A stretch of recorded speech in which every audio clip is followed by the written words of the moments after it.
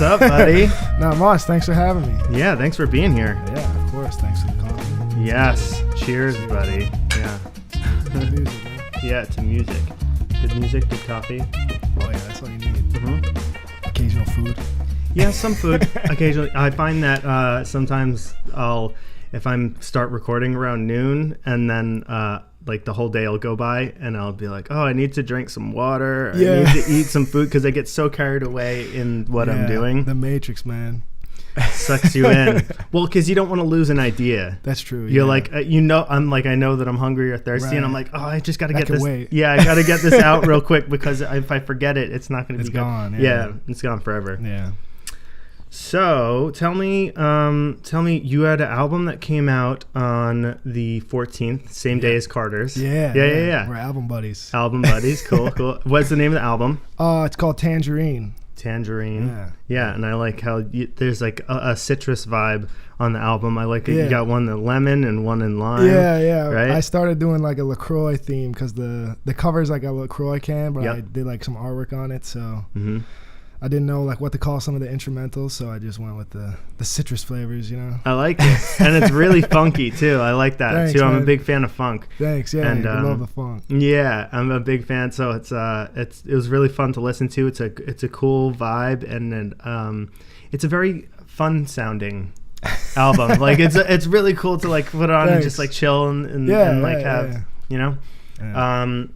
There's lots of horns on there. Yeah. I have like a Splice membership, so I've been just like searching through all there for all the horns and like cool percussion stuff, just to like add that next layer to some of the tracks that I was working on. So. Yeah, because I heard horns and I heard there was some flute and stuff and like maybe clarinet or something. Yeah, I just got the Rolly, like you know that like pad thing. Yeah. So I've been playing with that on some new tracks too. It's got some really cool like horns and flute sounds that like sound super realistic because the pressure sensitive thing. Yeah, it's the pressure sensitive. It's very intuitive when it comes to like natural sounding. Yeah. Even for stuff. like the guitar sounds and stuff like that, it sounds like somebody's like playing a guitar, and you can do like the slides and stuff. It's a cool thing. Yeah, I've seen people use them. I've never got my hands on one, but I have seen people use them. I've seen videos and the videos are what sold me, man. I was like, dang, I gotta try one of these things. Yeah, who's the guy from Dream Theater? He uses one all the time. The bald guy. Yeah, I think I've seen a video of him. Yeah, I've seen a bunch of videos of him doing it, and my thing cut out on this side. I saw a bunch of videos of him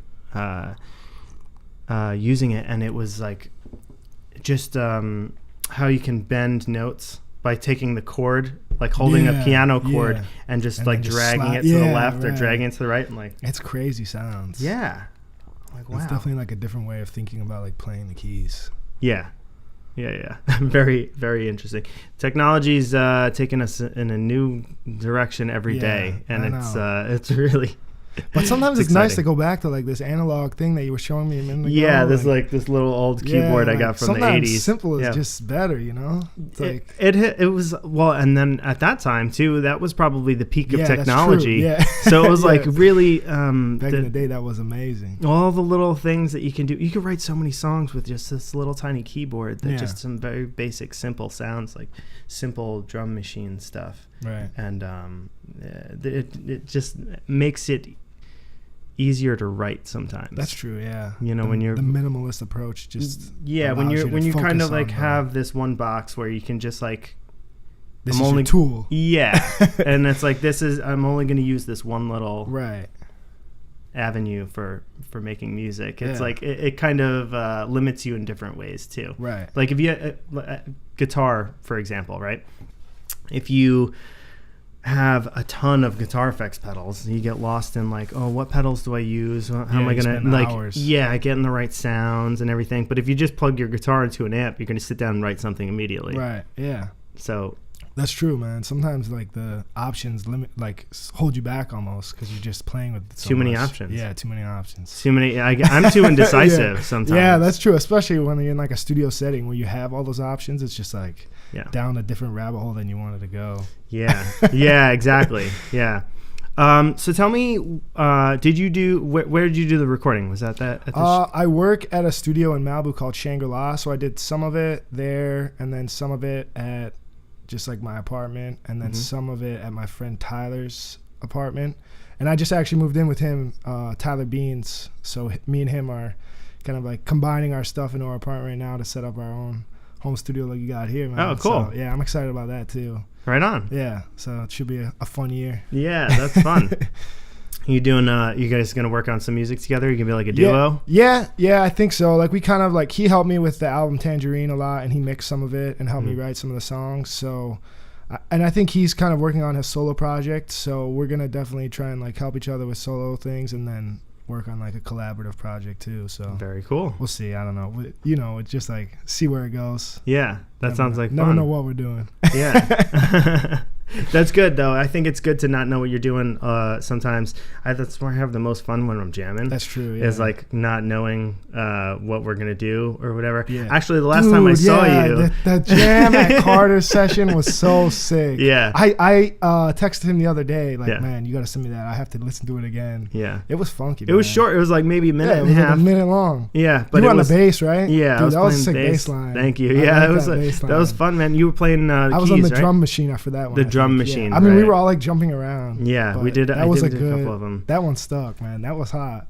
Some magic happens when you go in the studio and you just forget about everything. Yeah, forget about everything. Let people just get creative and get on their instruments or whatever and just see what happens.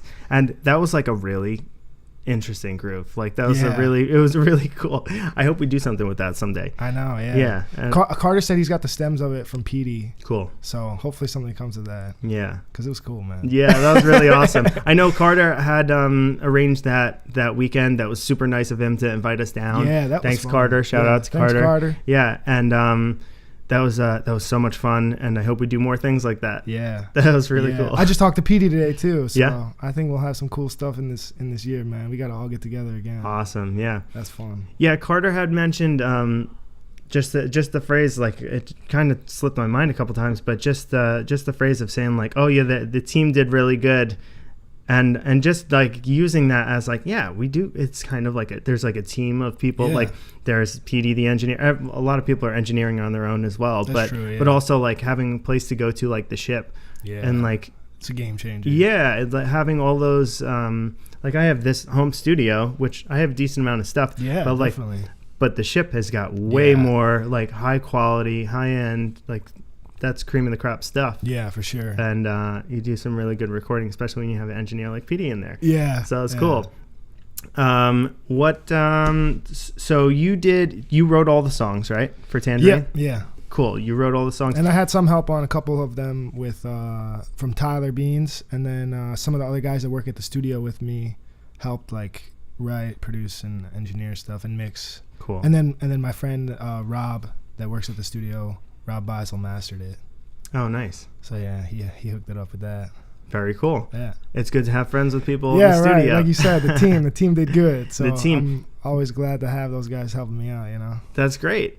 Yeah, it's good to have people that you can go to and rely on, or at least ask advice. Yeah, or even just play it and be like, does this suck or not? You know, like when you're sitting in your bedroom listening to something for the 10,000th time, it's like, is this good or is this suck, man? Yeah, especially when you listen to it a lot of times. Yeah, that's the black hole where it's like, I can't tell what this is anymore. Mm-hmm. Yeah, Carter had mentioned that about his album Reef Zero, which is I love the whole album. Yeah, that's great. I liked it. Mm-hmm. It's got a lot of cool vibes on there too. It's not just like across the board like one sound, you know. Yeah, they're all different and different timing. That's my favorite kind of albums too, you know. Yeah. Good. You gotta mix it up and like make it strange. I know that's probably why I like psychedelic rock and prog rock so much, because all the concept albums where it's like the whole album is like a novel of going on a journey or something or whatever. But there's some deep storytelling things that happen when in a format like that, you know. Right. Yeah. Especially since like music is kind of like a storytelling format, and then the album is just like like an extended version of that. So it's cool what some people do with the album. Yeah. Or what can be done with the album, even like. Yeah, and how there's no real right or wrong way to do anything. Yeah. Everyone can just be creative and do it however they want to do. Yeah. And how Carter even mentioned last time on the podcast where he was on that there were some people that are doing, I forgot the name he mentioned, but can check it out later. There was someone who was doing like a 15-minute album, and there was like a full video for the whole album, but they were like all 1-minute songs. Oh yeah, he had mentioned something like that, where I'm like, wow, that's. I think he was talking about that at the studio, wasn't he? Oh, maybe, yeah. He might have talked about it at the studio too, but somebody was talking about that. That's a good idea. Yeah, but just the fact that you can have that type of freedom and do something like that. It's just be creative, do something different. Yeah, but like that hasn't been done before. Right. So do something that, or do something that's one. Well, that's really more like a concept album where it's like one song for the whole album or something like that. Right. But there's no real right limit. Wrong. Yeah, right. Yeah, there's no right or wrong. Exactly. Yeah. Sick. Ultimate freedom. Yeah, right. Like that's that's really why I'm into music, because you have ultimate freedom and you can do whatever you want really if you get creative enough with it. There was a lot of I noticed on your album there's a lot of hand percussion and stuff too, right? Yeah. Were you doing live hand percussion or those samples? Some of it, a lot of samples though. Mm-hmm. A lot of my samples I'm getting from Splice now, because I was on like a beta version in college, I think, and then like something happened when they went to like the full version where I just like had a automatic subscription. So I have like 2,000 credits on Splice, so I'm just like taking advantage of that and just looking for all like funky percussive and like sax horn lines, so that's definitely allowed me to like chop those up and use them in weird ways. That's very useful. Yeah, it is. Yeah, I mean, it's always good to have some like nice samples to play with. Yeah. But I've been doing more like recording of, like, I was just home for a month in Michigan. I'm from Waterford, like outside of Detroit, and my dad has a studio set up at his house with like a grand piano, and he just got a new Nord keyboard. And we got a P bass, and like I was doing like some tambourine stuff and like hand claps. So I'm kind of excited to like have some of my like own samples to work with now, where it's like I recorded that. yeah, I made that sound. Yeah, right. That's always a good feeling, And then you can always tweak the sound as much as you want afterwards. That's part of the fun of it as well. For sure. Yeah, very cool. I remember Tim from L1011 had mentioned to me that he would like layer sounds together, especially when it came to like snare samples and stuff. Nice. I think a lot of people do that, especially in dance music. For sure, kick samples, kick sounds, and snare samples. They layer them together and they blend them however they want. Yeah. Even if it's samples that somebody else had previously used, once you blend layered, it. You can't tell. You layer it and you blend it your own way, and then now you have your own specific, and then bounce that unique, and then that's yours snare sample. Right. It's yours. It's like, and it doesn't sound like any other snare. Right. No, like it may sound similar, but you cannot like claim it. They can't be replicated as the same way, you know. So that's pretty awesome too, that like that's in a sense, as a drummer, like that's almost like your unique instrument that you've made is that sample. Right. Yeah, that's cool. Your sound, your twist on it. I had asked you before the podcast started, but so this is self-released. It's not on a record label, right? Yeah. Well, I started like my own record label, but it's all just like indie stuff. So me and my brother have I released 2 albums, and then me and my brother released the EP as like the Smith Brothers. So that's the only music on it right now, but this year I'm gonna have some more people releasing stuff through it, hopefully. So very cool. I'm excited for that. Yeah. It's called Soul Vibrations. Awesome. Yeah. Soul Vibrations. I like it. It's keeping it in the funk. Yeah, keep it funky. Yeah. I like it. I like it. Thanks. You do did you do this is all self-published and stuff too? Yeah. What do you use to release? I know you did digital release, right? Yeah, I used CD Baby last year, and then this year I guess 2 years ago, and then this year, 2018, I switched to DistroKid, which I like that because you can do just like unlimited, which I didn't really take advantage of, but this year I will, because I'm going to do more like singles and stuff as opposed to albums. So you can do unlimited releases on DistroKid? Yeah, there's like a record label like option, so you can release for a year. You can release unlimited singles or albums for up to 5 artists, I think, and then you can like add more artists for more money or whatever. But it's unlimited releases, so that's kind of cool. Interesting. Something for me to think about. Yeah, if you want to check that out for your stuff. But it's an annual fee, right? It's an annual fee. Yeah. What are you using? That's the part. Yeah, that's the part I don't like. So I use CD Baby. Yeah, I like CD Baby because it's the one-time fee. But the one-time fee, like when I was doing singles through CD Baby, it was adding up. So that's why I switched to DistroKid for singles, because it's like you do 3 singles and then it's like you've made your money. Because it's only like $80 for a year of DistroKid. So it's not, I mean, it's apples and oranges, I guess, depending on like what you're using it for. Right. Yeah, then it does make sense to use it for as far as singles go. Yeah. CD Baby doesn't seem to have a very user-friendly way to release singles. It seems to cost almost as much as putting an album out. You might as well just put out an album. Yeah. But then it's kind of, like, that's another way I use the DistroKid is I was releasing singles for the album ahead of time because it's free, you know? Yes. So that was useful. Because I released 3 singles and it didn't cost me anything. One being besides like the fee. But that was a useful thing to be able to do, to kind of just like build some hype and have people listen to something before the album comes out. Yeah, that actually makes a lot of sense. So maybe it would be worth it for, now I'm just thinking for myself. I think it would be worth it for me to do it just for all the single releases. Yeah. And then keep CD Baby just for the album releases, because they'll never disappear. Right. And CD Baby does have like some things that it does better for like the publishing and like the YouTube. DistroKid doesn't do YouTube as good as CD Baby for sure. It doesn't collect like the royalties and stuff like that. Yeah. So I mean, it's just what you're using it for, I guess. But both have like pros and cons. So yeah, definitely. there's like a YouTube tutorial of like CD Baby versus DistroKid versus TuneCore. TuneCore, right? Yeah, and it was like all the pros and cons. It's like, this is a very useful thing. It's got like 1 million views. yeah, exactly. And it really is interesting to see all them all side by side and see what they have to offer in comparison to the others. Yeah. Because it really just depends on what you're trying to do. How it applies to like your purpose. Yeah, and just the circumstances for each particular release.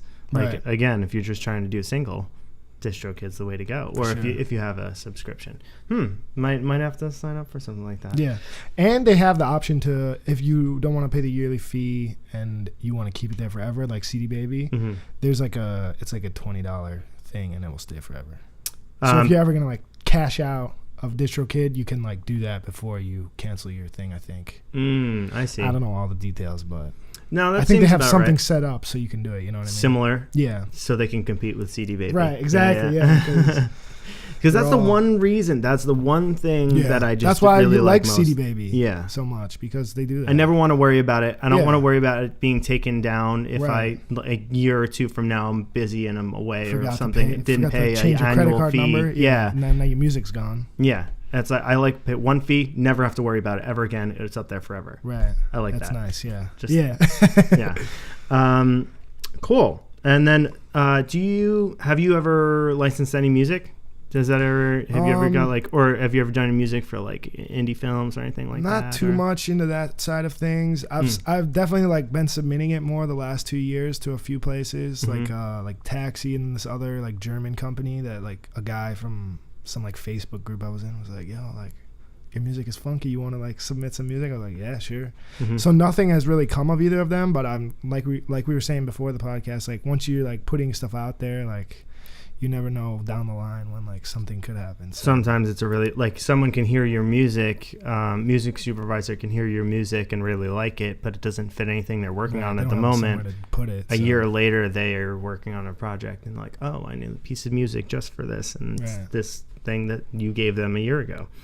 That I've read lots of occasions of things like happening like that from music supervisors. I've written about that, and also people that are licensors, like people that are pitching music to get licensed and stuff. Nice. Like, or representing artists. Right. You know? Yeah, I mean that's a positive thought to have. Yeah. It's good to hear those stories, you know? Yeah, so it gives you hope, like, oh, okay, maybe something will happen. Yeah, maybe they're not just totally ignoring us. They're just waiting. Yeah. Yeah, exactly. What you said it was mixed and mastered by your friend? Yeah, I mixed I think like 7 of the tracks, and then my friend Tyler mixed 3 of them. Okay. And then my friend Rob mastered all of them. Awesome. Yeah. Very cool.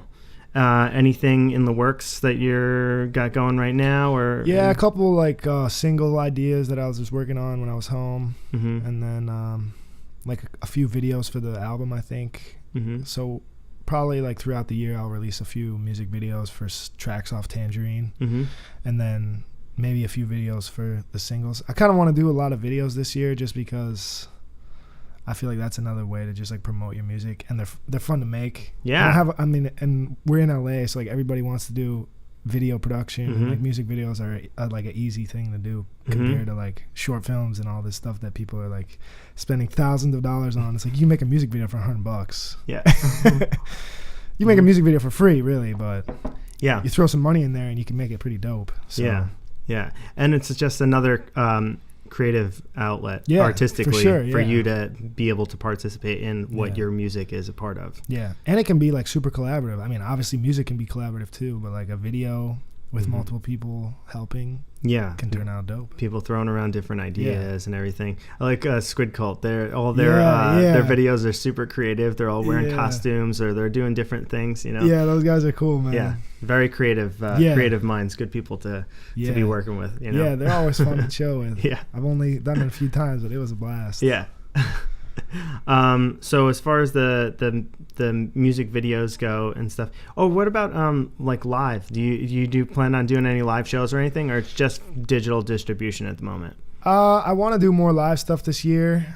Trying to like get a live show together with my friend Tyler for some of the songs from Tangerine, and then just like whatever else, like funk jams or whatever. So we'll kind of see how that goes. Also, I feel like I just have to get more into the live scene. Like I go to a few shows here and there, but I don't like regularly go and see people. So I feel like that's almost like half the battle. It's just like being at shows to like be in the live community. It's true, yeah. Like things will just come through being part of that community. So yeah, anytime I go out to a show, I don't like going to super big shows anymore. I just like going to indie shows now. For sure, and especially in LA, there's so many cool ones. Yeah, and I found that any show that I've gone to, even sometimes I go by myself, I always end up talking to someone I didn't expect, or making friends with someone I didn't expect, and it's always a good connection because you're meeting in these circumstances. Yeah, I was back home in Michigan and went to a show in Ann Arbor where I went to school for like a friend from high school, and then the girl who opened was a girl whose song me and my friend were listening to like all summer. I was like, that was like the last song she played. I was like, this is like my favorite song from the summer. And then I was talking with her. I was like, this is awesome. That's so cool. Yeah. So it's weird how things happen like that. Yeah, right. But it's like, seems like it's meant to be in some way, you totally, know? It makes you feel like you're in the right place at the right time. For sure. For certain situations like that. Anything else you want to mention or shout out, or maybe check out, I put out a music video before this album, like 2 weeks before it, for one of my songs from my previous album. So I got that on YouTube. Get Down music video. We shot it in like the LA River. Oh, cool. So it looks cool, and then we shot like the last scene of it in my friend's apartment with like crazy lights. So nice. That's like the music video I got out right now, but I'm excited to do a couple for Tangerine because I got some ideas, and some people said that they would be down to work on it. So yeah, do you do video editing and stuff too? Yeah. I worked at the John Lennon Educational Tour Bus, so I did a lot of video editing on that. Oh, really cool. Yeah, I know exactly what you're talking about. Cool. Yeah. It's a cool like organization that they have. So I'm going to NAMM with them in a couple weeks. So awesome. I'll be there. Yeah, I'll be there on the Friday. I think I'm going on the Friday. Yeah, come by the bus, man. Yeah. Have you been on the bus? I've never been on the bus, and I've never been to NAMM. This is my first time, actually. NAMM is very excited. I know I've been invited a few times, but I've always been too busy. I've been working on other stuff. But yeah, come by the bus. It's parked outside. I'll show you it. I'll show you the inside, dude. It's dope in there. Yeah, that sounds great. Yeah, I'm looking forward to it. I'm like a little bit like overwhelmed with just the thought of going to NAMM. Dude, I'm pretty excited. I feel like a kid who's about to go to Disneyland. That's exactly what it feels like. I've been, and it still feels like Disneyland every time. It's so cool. Yeah. And it's like there's so many cool people there. It's like the same thing as like going to a live show. Like you just end up talking to like some guy that's like invented a new instrument that's like just about to launch or something. It's like, dang, this is like a sick thing like nobody's heard of before, but it's gonna be big, you know. So it's just a cool place to like meet people that are doing cool stuff. That's awesome. Yeah. Yeah, I'm looking forward to it. And I hear that going on the Friday is better than going on the Saturday. Yeah. The Saturday. They have Sunday like 6 shows. Mm-hmm. I think it's probably the biggest show is like Friday or Saturday. So probably Friday is gonna be a big like main stage show with some huge artists. Live performance stuff. Yeah, for sure. Yeah. And I mean, there's dope performances throughout the week, like in the show, you know, where it's just like people trying gear and stuff. Mm-hmm. So it's sick, man. You'll have fun. Very cool. Yeah. Looking forward to it. Yeah. We got to get together and do another jam dude, sometime soon. I'm always down for that, yeah. dude. What's your instrument of choice? Probably keys. Mm-hmm. Keys, or I've been playing a lot of bass. But definitely, I mean, keys is what I like. Took piano lessons when I was like a little kid, you know. So it's like that's kind of where I'm. Ooh, I could always use another key player, man. Dude, I could always hit me use up, man. I'm always down to play some keys. Yeah, dude. I've been doing these jams on like Friday nights. I invited you told me one. I couldn't make it. I'll come to one in the future for sure. Yeah, man. it's fun. It's always a hard scheduling Friday night jams because everybody makes plans for Friday night. Right. But also that's kind of what's fun about it. Is that it's like this Friday night thing and like people come and get together. And a couple weeks ago I had a one for the record label. It was like I just invited people that were on the record label like Carter and Squid Cult and you know Tiger Beat and my other band Dream Clinic, and we just had this like open jam thing, and it turned out really cool. And there's always some weirdness in the jams, and especially cool, but it was so many people that hadn't jammed together before, and when you put people together for the first time, weird stuff happens, and it's so awesome. Yeah, that's dope. Especially when there's enough people involved. Like if it's just a 3-piece, it can be really awesome too, but the more pieces you have involved,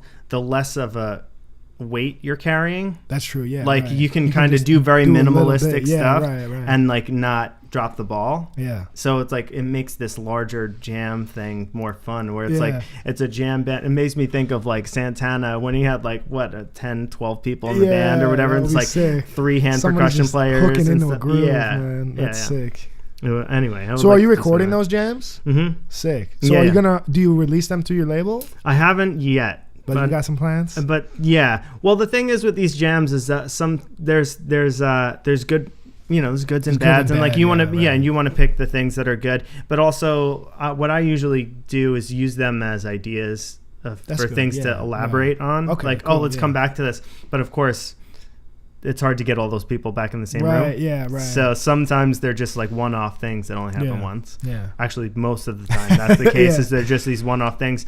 I'm thinking eventually I'll probably put out like a large library of just like jam album, but it's got to be tons of stuff on it. That's like, cool. Because I have so many. I've been doing it for years, and like some of my close friends have been coming here and doing it for over 3 years.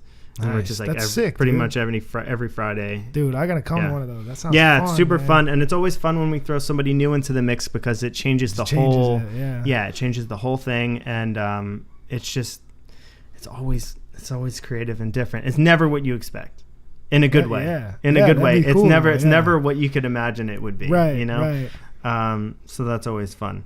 But yeah, keys are that would be a prime component. I'm always down to play, man. Yeah, cool. Let's definitely do that soon. Yeah. Do you have any before we wrap up here? Do you want to do any shout outs to like what's your Instagram? It's pretty much all Sarkis Smith. Mm-hmm. So just Sarkis Smith, 2 S's in the middle, but that's my middle name, my last name. My first name's Gabe. Gabe. Yeah. Gabe Sarkis Smith. Yeah, that's me. GSS. Yeah. Cool. And then that's like Instagram, Twitter, YouTube is just Sarkis, I guess, but yeah, and on Spotify it's it's just Sarkis. Sarkis, and then it's Tangerine is the name of the album. Right. Yep, it's Tangerine.